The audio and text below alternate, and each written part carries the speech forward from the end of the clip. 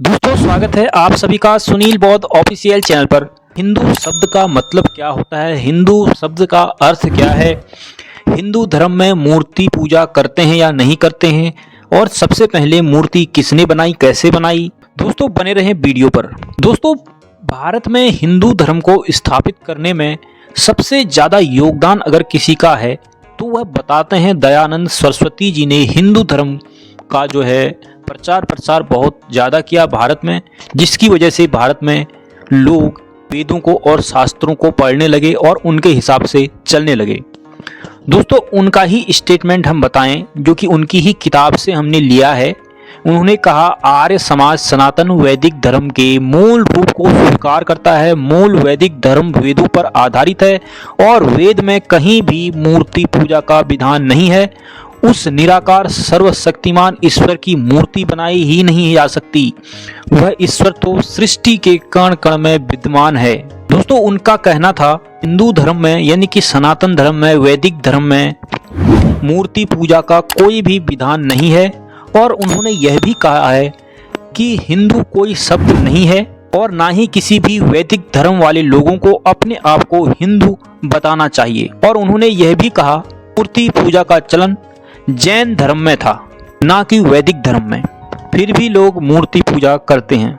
दोस्तों जब हमने इसकी जांच पड़ताल की, कई अलग अलग वेबसाइटों में देखा और किताबों में भी हमने पढ़ा, तो उसमें भी यह क्लियर हो चुका है कि चारों वेद, 6 शास्त्र, 11 मुख्य उपनिषद, वाल्मीकि रामायण, रामचरितमानस, महाभारत, गीता तथा पुराणों में भी कहीं पर भी हिंदू शब्द का उपयोग नहीं किया गया है। अगर आप भी हिंदू हैं तो आपको यह बात बिल्कुल पता होगी कि किसी भी रामायण, महाभारत या रामचरितमानस, महाभारत में भी हिंदू शब्द का इस्तेमाल नहीं किया गया। तो आखिर ये हिंदू शब्द कहाँ से आया? दोस्तों उस समय बताया जाता है कि जब जैन धर्म में और कई अन्य धर्मों में मूर्ति पूजा का चलन काफ़ी जोरों से चला था और हिंदू धर्म में कई ऐसी बुराइयां भी थी जो कि जातिवाद से लेकर, वर्ण व्यवस्था से लेकर, जातिगत भेदभाव से लेकर, जिसकी वजह से ज़्यादातर लोग जैन धर्म और अन्य धर्मों को अपनाने लगे। तो उसके बाद ही यहीं से मूर्ति पूजा का प्रारंभ हो गया था। इसी कारण आर्य समाज के प्रवर्तक महर्षि दयानंद सरस्वती मूर्ति पूजा का विरोध करने लगे, लेकिन सनातन धर्म वालों ने किसी की नहीं सुनी और जैन धर्म, बौद्ध धर्म और कई अन्य धर्मों को देखते हुए मूर्ति पूजा करने लगे। दोस्तों अब हम बात करेंगे हिंदू शब्द के बारे में। दोस्तों इसके बारे में बताया जाता है कि 1030 में मोहम्मद गजनवी के साथ भारत में आए फारसी इतिहासकार अल बरूनी ने पहली बार हिंदू शब्द का लिखित तौर पर प्रयोग किया। हिंदू शब्द फारसी भाषा का है। यह सौगात शब्दकोश से आया है, जिसका शाब्दिक अर्थ है काला, चोर, बदमाश, काफिर या गुलाम। इस तरह जो है उन लोगों ने इस हिंदू शब्द का मतलब बताया और इसे हिंदू बोलने लगे, यह जो कि एक गाली के तौर पर बोलते थे। 1925 में मोहम्मद तुगलक दिल्ली का सुल्तान बने। वह सबसे शिक्षित और योग्य व्यक्ति थे। अब अरबी और फारसी भाषा का विद्वान भी थे। वह खगोल शास्त्र, दर्शन शास्त्र, गणित, चिकित्सा विज्ञान एवं तर्क शास्त्र में पारंगत थे। दोस्तों बताया जाता है कि उस समय मुसलमानों के साथ शरीयत के अनुसार और भारतीयों के साथ मनुस्मृति के अनुसार न्याय होता था। इसकी अदालत में भारतीय शूद्रों के बहुत मामले आते थे। मनुस्मृति के अनुसार ब्राह्मण को ब्राह्मण धर्म, क्षत्रिय को क्षत्रिय धर्म, वैश्य को वैश्य धर्म के अनुसार मनुस्मृति में जैसे दिया गया है उस कानून के अनुसार न्याय मिलता था।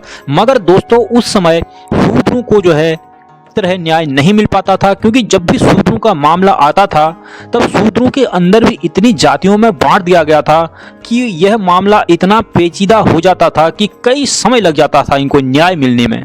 तब वहीं पर इन लोगों ने इन शूद्रों को, जितने भी निचली जाति के लोग थे शूद्र में, चमार, महार और अन्य कई प्रकार की जातियां, उन सभी को एकत्रित करके उन सभी को हिंदू नाम से कहने लगे। हिंदू का अर्थ मैंने आपको बता दिया है इससे पहले। और हिंदू शब्द का अर्थ आप कहीं पर जैसे गूगल में या कहीं और सर्च करेंगे या कहीं और से लेंगे तो दोस्तों इसका जो अर्थ जो है अलग अलग भाषाओं में अलग अलग अर्थ है। तो दोस्तों वहां पर सभी शूद्र जातियों में जितने भी अंदर 600-700 जातियां हुआ करती थी, उन सभी को 600-700 जातियों को इकट्ठा करके एक हिंदू बना दिया गया, उनको हिंदू कहने लगे और तब से ही यह हिंदू हिंदू चलने लगा।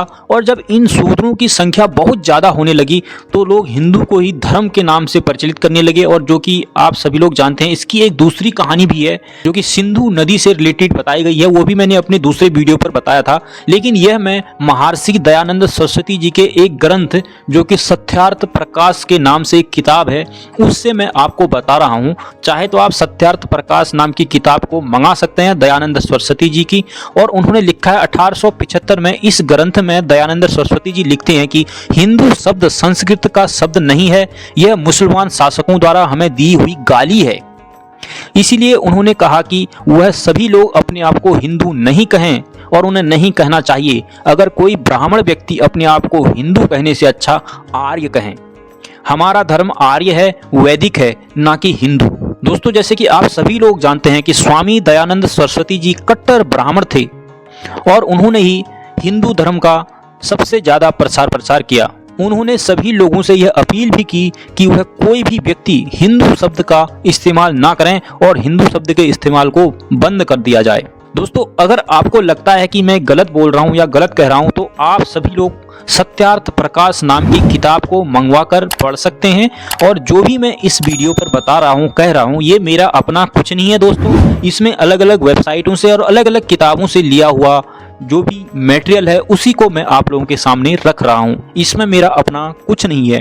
अगर किसी को लगता है कि इसका सबूत चाहिए तो वो मुझे मेंशन कर सकता है, मैं उसको दे सकता हूँ।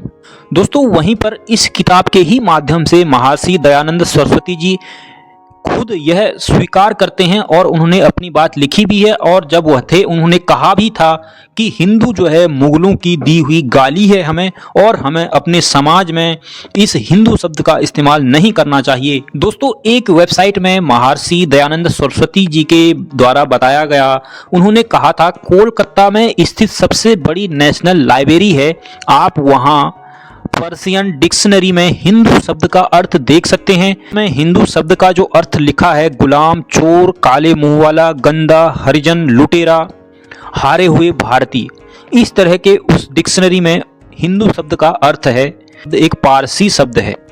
दोस्तों, वहीं पर अगर आप तुलसीदास की कोई भी किताब देखें या रामचरितमानस भी देख लें तो उन्होंने भी 16वीं सदी में जब रामचरितमानस लिखी थी उस समय गुलाम शासन काल था। उन्होंने रामचरितमानस में मुगलों की बुराई पर या कथित हिंदू धर्म की अच्छाई पर कोई एक भी चौपाई आपको नहीं मिलेगी, ना ही कहीं पर उनके रामचरितमानस पर हिंदू शब्द का इस्तेमाल दिखेगा आपको। दोस्तों, इससे यह तो साफ हो जाता है कि जो आज अपने आप को लोग हिंदू धर्म कह रहे हैं वह हिंदू धर्म नहीं है, बल्कि या तो वो आर्य धर्म है या वह वैदिक धर्म है। और यह भी बिल्कुल साफ हो जाता है कि आर्य धर्म हो चाहे वैदिक धर्म हो, उसमें SC ST OBC यानी कि जितने भी शूद्र जातियों में निचली जाति के थे उन लोगों को उसमें नहीं जोड़ा जा सकता है।